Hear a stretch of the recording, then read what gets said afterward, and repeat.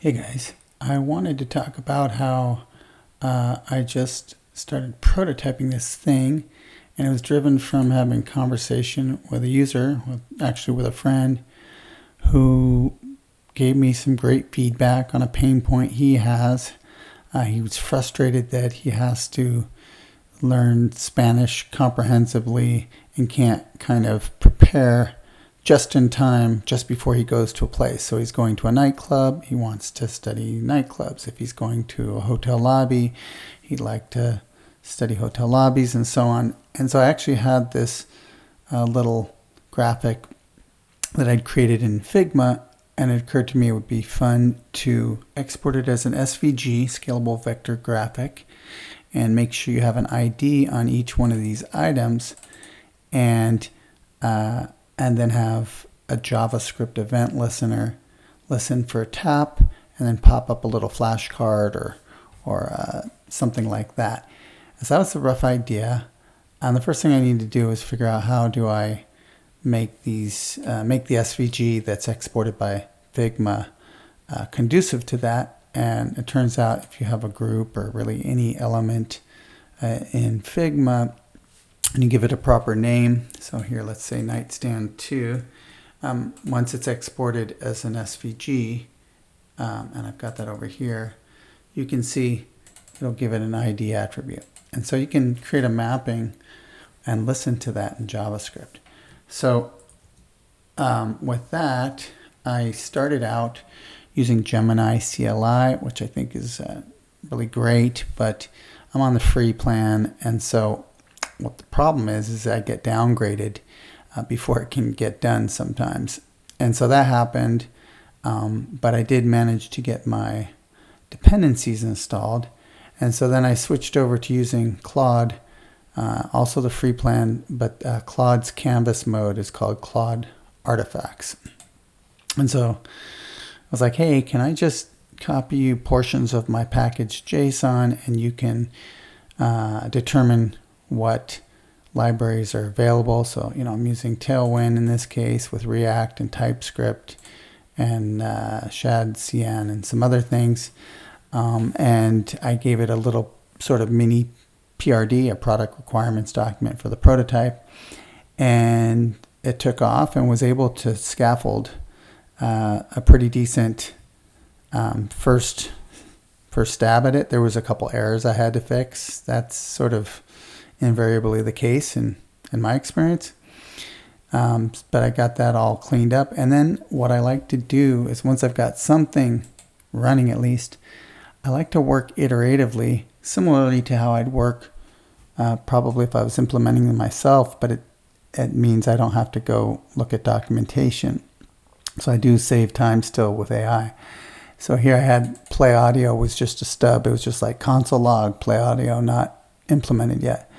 And it's like, okay, I know I need to utilize the speech API, which does text to speech natively. So I basically just prompted for that and then got this guy. And then it's like, okay, I had hardwired translations, and not hardwired, but I had a mapping of English sentences straight over to Spanish sentences. And it's like, okay, time to implement actual translation. And then I had a little conversation with the AI, like, hey, I don't want to have an API key and the client code. This is just a prototype. I don't want to pay.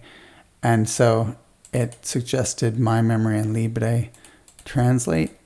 And those, and I did a little research, and it turned out My Memory might have a better translation. So I try to do that and then fall back to Libre translate if it doesn't work. But anyway, I was able to get something going, and I don't know, probably with the failing with gemini-cli and figuring out how to do it, it might have taken me a few hours, but it certainly didn't take all day. And I'm going to show you what it looks like now. So same SVG that you saw in Figma basically. And if you click on one of these, so I was practicing earlier, so there's some duplication. So that's in local storage. Let me quickly zap my local storage stuff. So we have a fresh, clean slate. So now if I go back over here and I click the fridge, I don't have user-generated content. I don't have my sentences already there. But these are preloaded, so it's using the text-to-speech, using the built-in speech API. La leche está en el refrigerador. And then if I want to do my own, you left the fridge open. So there it's called my memory, and that's come up with has dejado. I always pronounce the H, bad Rob. Has dejado la nevera abierta. Has dejado la nevera abierta. And I have the Google Translate Chrome extension, and so I like to go in here and hear a second opinion. Has dejado la nevera abierta. Has dejado la nevera abierta. So I think this is really cool and useful, and I get a lot of ideas from this. There wasn't a lot of effort, but I did this completely outside of any real project. But I thought it might be interesting to see how somebody takes a particular idea that might solve a pain point and does some prototyping. Super useful. I can already see how, I might want to mark lessons complete here. I might want to be able to hide and reveal native or target languages to let the user do some translation.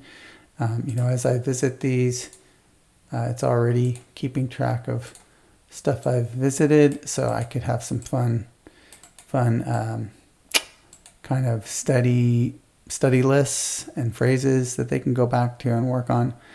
So hopefully you found that interesting. I'd love to hear if you have any language learning pain points, because I'm looking for things that need to be solved, and I want to make these apps solve real problems. So let me know in the comments if you do.